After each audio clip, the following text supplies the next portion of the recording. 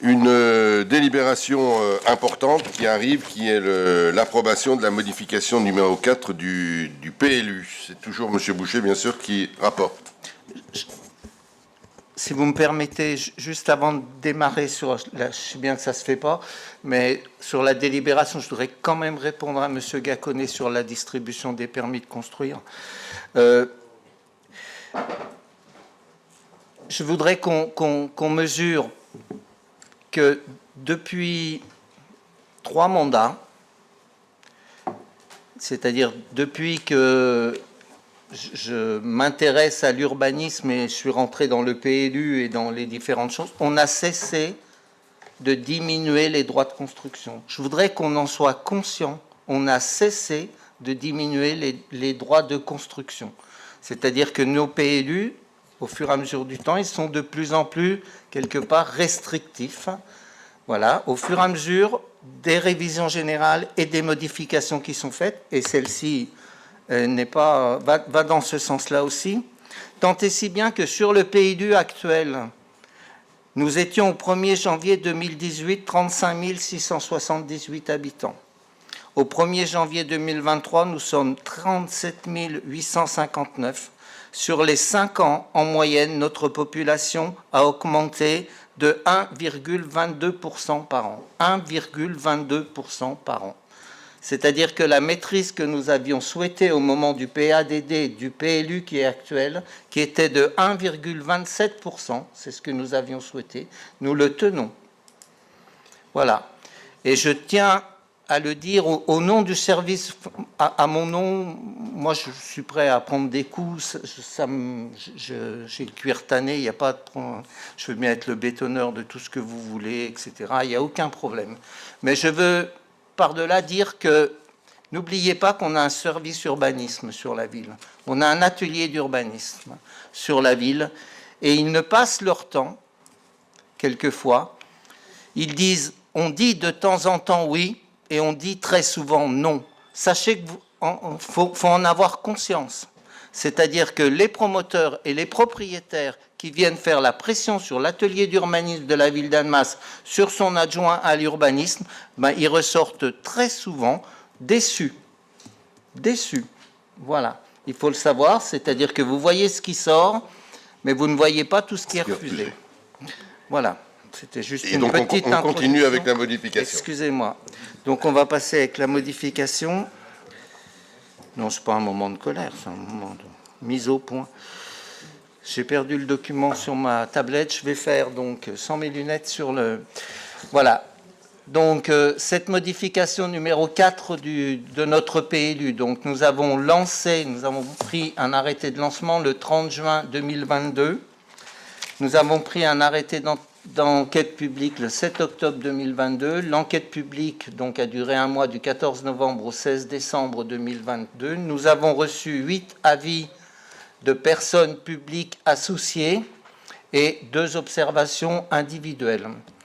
Ensuite, le commissaire enquêteur donc, a donné un avis favorable, enfin je vous le dirai dans la suite de la délibération, a donné un avis favorable donc, à cette modification avec une toute petite chose qui varie, que sur demande d'un PPA, qui est l'agglomération, qui a fait cette demande que l'on a suivie. Vous le verrez tout à l'heure dans le déroulé. Je vous remets les choses qui étaient les plus significatives dans cette modification du PLU.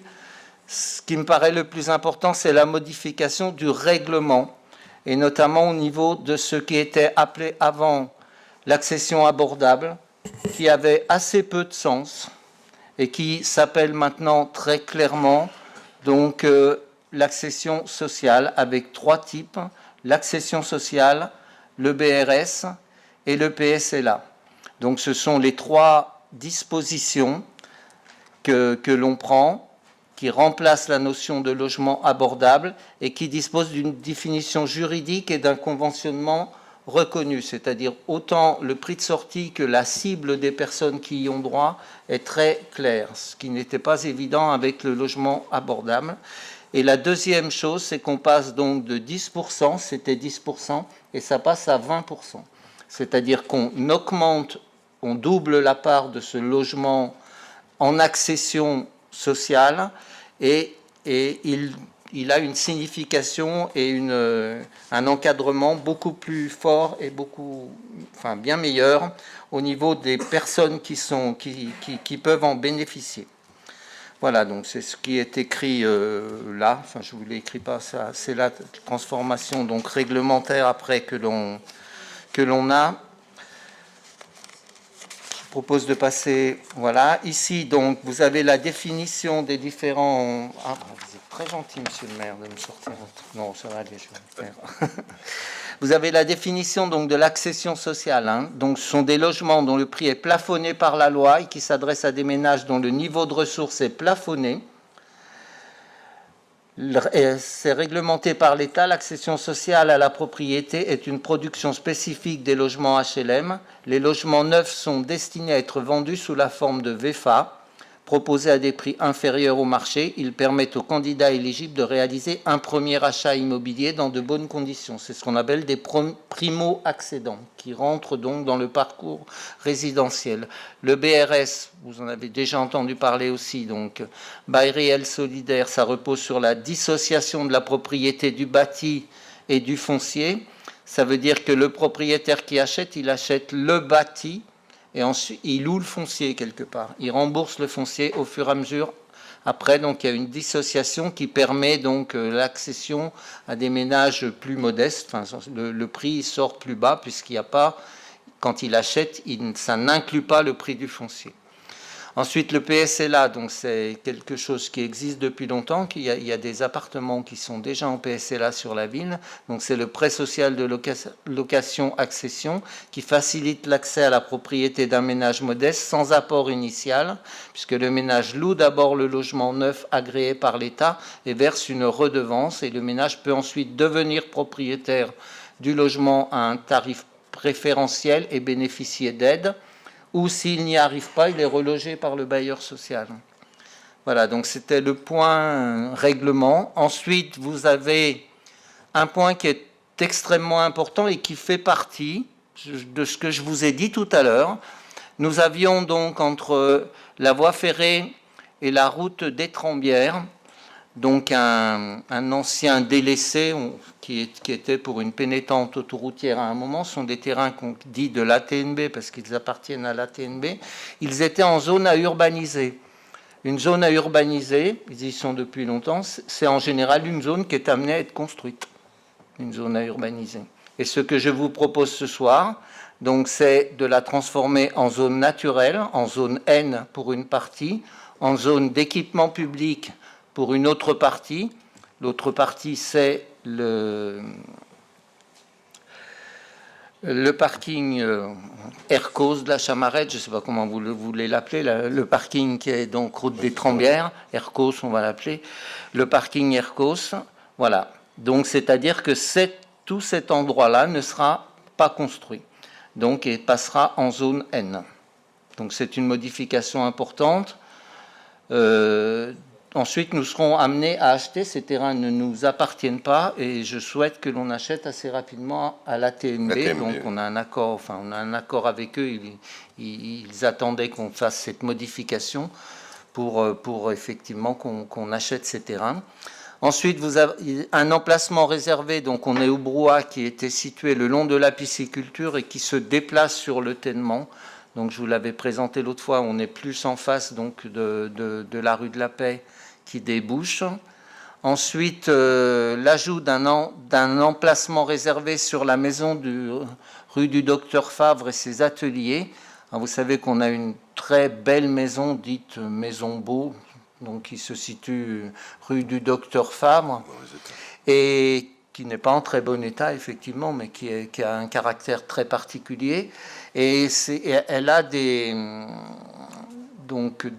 ateliers, des dépendances, on va dire, qui vont d'ailleurs d'un côté sur la rue de la Gare et de l'autre côté sur la rue des Alpes. Et je vous propose de mettre un emplacement réservé donc sur ces deux bâtiments parce qu'ils sont protégés au PLU et on souhaite qu'ils ne soient pas démolis, bien entendu. Et donc, je pense que la meilleure des façons, c'est qu'on en soit nous propriétaires.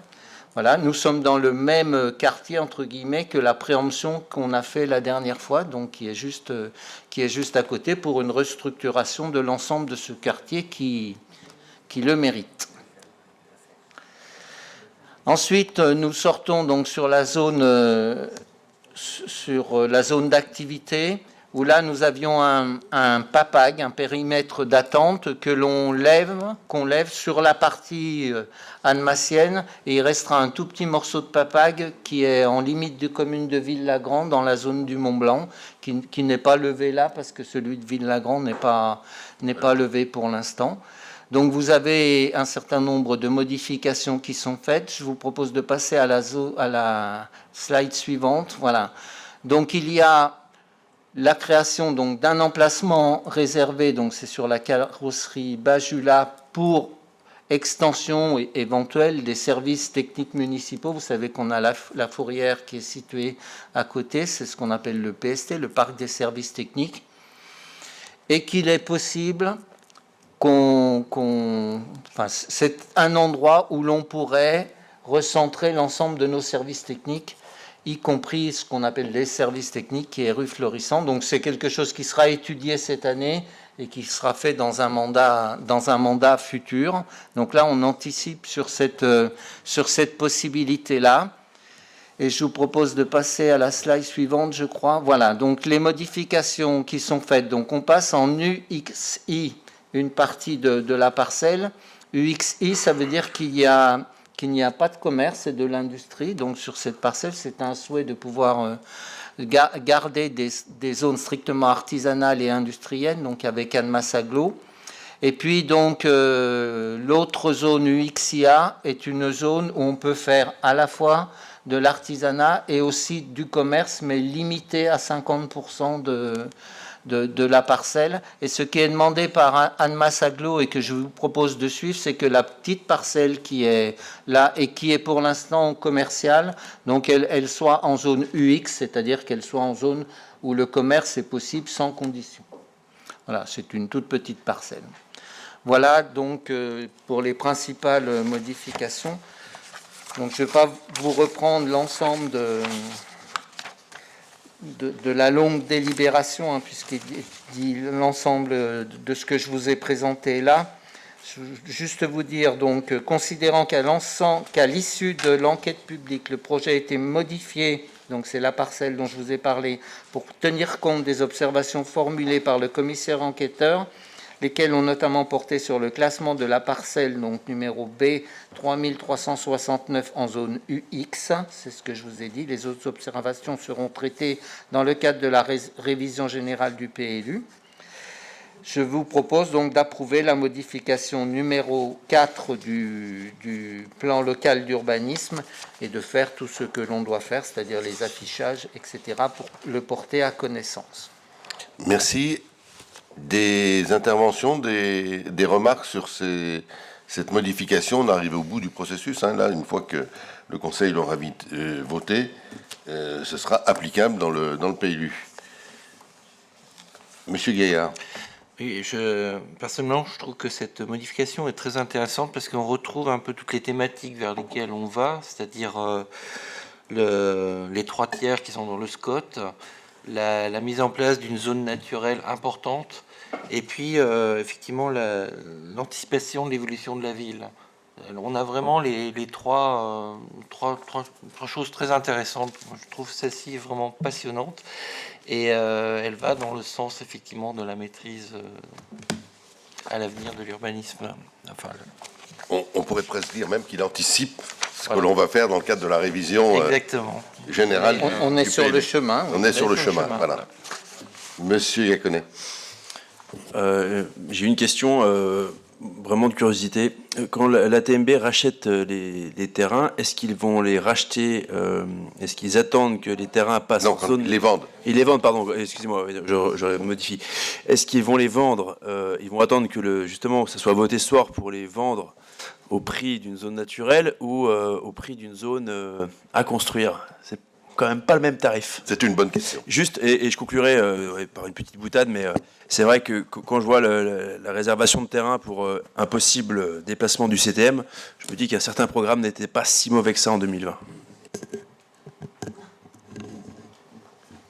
C'était un point commun dans nos programmes, si je me souviens, sur le CTM. Monsieur Boucher, sur la TMB. Puisque M. Gaconnet nous taquine, je me rappelle bien effectivement son programme, puisque j'étais directeur de campagne, et je pense qu'il aurait fallu, pour faire tout ce que vous aviez prévu, augmenter beaucoup plus les impôts. Voilà. Mais c'est juste taquinerie contre taquinerie. Voilà. Mais je le pense un peu quand même. La question, moi, je voulais pas trop en parler ce soir, Monsieur Gaconnet. Il est évident que on négocie. Il est évident que si on fait ça, c'est qu'on va les acheter en terrain naturel et que la TNB a bien voulu l'accepter. Voilà. Ils auraient pu ne pas l'accepter. Il y a des mais comment dire, je vais dire, c'est soit un propriétaire conciliant, soit un propriétaire qui a des revenus assez importants pour les déplacements autoroutiers, je ne sais pas. C'est les deux. Je ne sais pas. Mais ça se passe bien, c'est-à-dire qu'on devrait les racheter au prix d'un terrain naturel. Et vous avez raison que c'est infiniment moins cher que le prix du terrain à construire.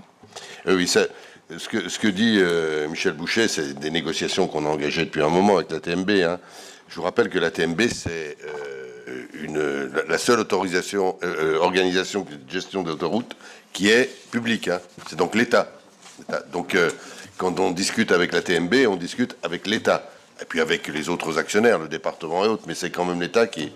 Et l'État n'a pas à faire du bénéfice sur le dos des collectivités. C'est ce qu'on a fait comprendre. Et je dois dire que pour les deux raisons... Il y a les deux raisons que Michel Boucher a données. On est arrivé à cette position-là qui va nous permettre d'acquérir ces terrains à un prix tout à fait convenable. D'autres interventions sur ce dossier? S'il n'y a pas d'autres interventions, je vous propose de passer au vote. Est-ce qu'il y a des votes contre? Est-ce qu'il y a des abstentions? Merci. Cette modification du PLU est donc adoptée à l'unanimité.